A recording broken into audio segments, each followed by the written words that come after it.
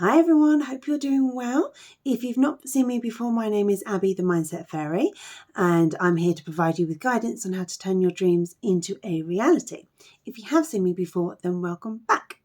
So today's message is all about overthinking and how overthinking can put us in a negative mindset, and then what we can do to switch back into a more positive way of thinking.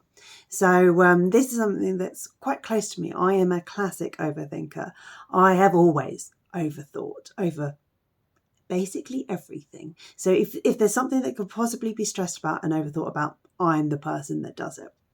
And the problem is that when we kind of start overthinking things, so we get a situation and it starts going round and round and round in our heads, and we start picking it apart, overanalyzing it, trying to predict an outcome from it, then we then start to put like a negative spin on it, particularly when it's something that's emotional to us.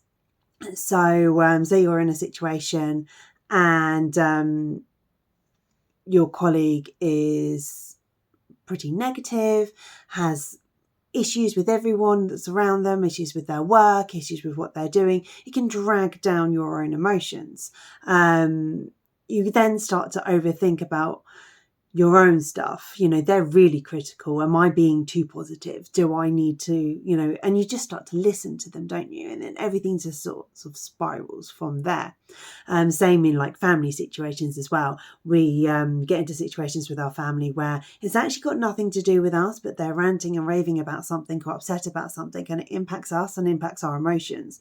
It then impacts our entire day. And instead of it being a day that we're working towards our goals, we're positive, we're taking all the we're taking on everything that's sort of coming across,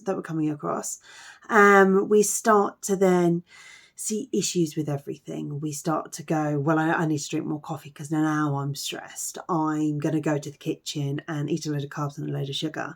I'm not going to do on that. I'm not going to work on that part of my project today because my head's just not in the right space. And then we've written off a whole day that way. And then the next day it continues again. We're just like, well, I wasted all of yesterday. So it puts us on the back foot. And then it doesn't take much to trigger us again into having another day like that.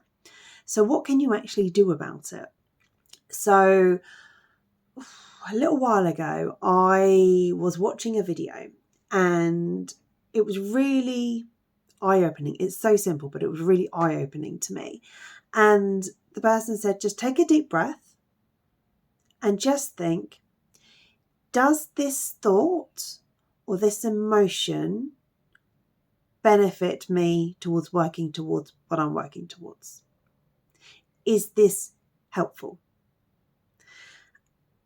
And 9 times out of 10, the answer is, well, no, actually, it's not helpful. Getting really stressed because of some situation that's got nothing to do with me is not helpful to me trying to have a productive day. Having that argument with someone and then brewing on it all day is not helpful to my state of mind, and it's not helpful for my productivity.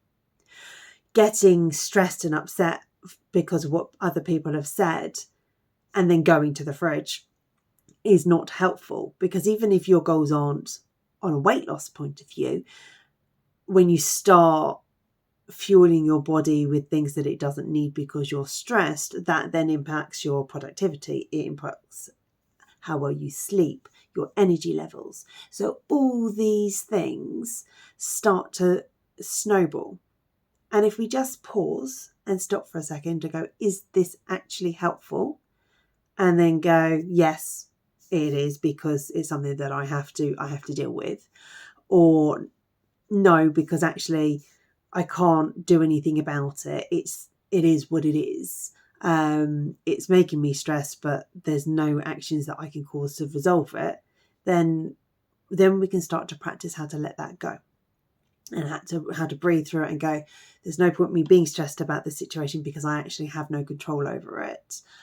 Let's look for a positive. So it kind of gives us that nice little reset. And to start off with, this is really, really hard.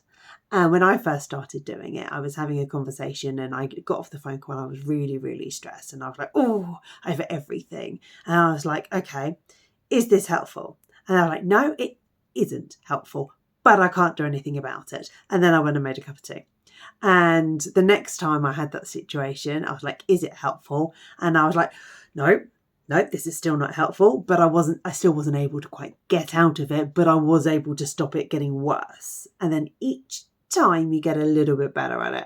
And now when something happens in my life and it's put me on the back foot, or it's making me stressed or making me feel unproductive, or I'm not able to see the wood for the trees, and I go, is this thought process helpful? And I can go, no, it's not helpful. I can now sit and go, right, what would be helpful? What can I do? So you might be stressed having that conversation, but you can go have a cup of tea, have a break, and then get on with your work. You can park it and go, I will come back to that in an hour. I'm going to take half an hour for me. I'm then going to work on my emails or something that's easier, and then I'm going to get back into it. And when you start to have that approach, it becomes a lot easier to maintain a positive mindset, because you start to build up your resistance to having things around you directly impact your mood and your emotions and your mindset, because we all are susceptible to everyone around us. And it's not helpful to take on other people's emotions. It's helpful to have empathy and to empathize with them and to support them. But getting ourselves stressed and angry or upset over it isn't helpful to us. So when we start to, it is a boundary that you're putting up, but it is not in a point of view that like no one can ever confide in you. But by learning how to understand which emotions are yours and which emotions are coming at you because of someone else, and learning how to change the course of your thinking so you stop overthinking. You know, am I going over this scenario over and over again? Am I actually getting anywhere with it, or am I just making myself more stressed? Is this helpful? No. So I'm going to write down what the problem is, and then I'm going to come back to it in 10 minutes time. And because it's all written down, we can clear it. Writing stuff down is a brilliant way of like brain dumping it and getting out of overthinking. I do it all the time. I often open up the notes on my phone and will just type things out, get it all out. And then I look back at it a little bit later and I'm just like, right, okay, well, only one part of that was actually useful, but that is useful. So that's my positive, and I can move on. So it's all about practice, and it's all about sort of prioritizing what you're working towards. And remember that when we're working towards this dream life, it's never just one element. It's never just our career. It's also our health. It's also our relationships. It's our family. It's our living situation. Because one thing snowballs into another. You might be wanting to have this amazing career, but the reason why you want it is because you want that to create the life that you want. So we need to learn how to put up those boundaries in every part of our life, but also work towards healthier relationships with our work, with our body, with our family, with our friends, to be able to sustain the life that we're after. And by going back to that, is this helpful? Does this work for me? Does this deserve a place in my new life, in what I'm working towards? You know, it gives you a whole new perspective, and it enables you to then start to make the changes that are necessary within yourself and your mindset, but also within the relationships around you. If you want someone to stay in your life, but they always drag you down, then maybe you do need to add boundaries there. And by starting to do that, you are creating the environment for your ideal life. Effectively, you are creating that environment, and you're also getting yourselves out of the habit of overthinking it and into the habit of stopping the negative thoughts in their tracks, which does come with time.